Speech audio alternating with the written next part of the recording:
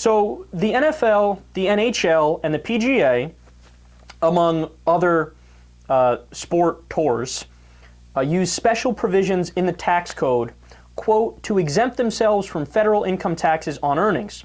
The report concluded that because of this, taxpayers may be losing at least $91 million subsidizing these tax loopholes for professional sports leagues that generate billions of dollars annually in profits. So do you understand that?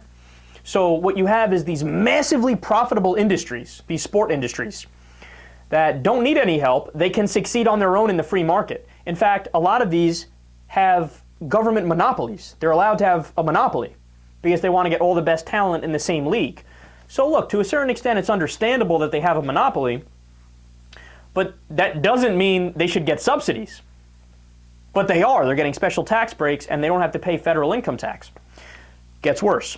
So Bloomberg Businessweek reports that taxpayers have committed $18.6 billion since 1992 to subsidies for just the NFL and their 32 teams. And that's if you count the expenses of building stadiums. Oftentimes, state governments, local governments, and the federal government will give a subsidy for a sporting league to build a stadium in a certain area. That includes foregone real estate taxes, land and infrastructure improvements, and interest costs on public bonds. So that's almost $1 billion every single year.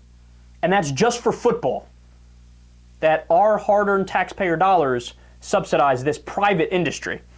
So Louisiana, just for one example, forked over $5 million to the NFL for the privilege of helping that league make big Super Bowl money. So the taxpayers paid the NFL, and they made money anyway. So why are you subsidizing them? They're going to do all right. They don't need any extra incentive. And so the most interesting part, in my opinion, is the last piece of this report, which says, and I had no idea about this, up to half of your cable bill is just for the sports channels.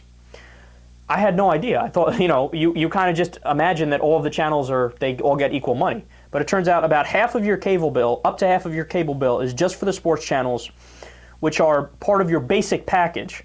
So you don't have the option to opt out of a lot of these sports channels, but you have to pay the massive cost for them.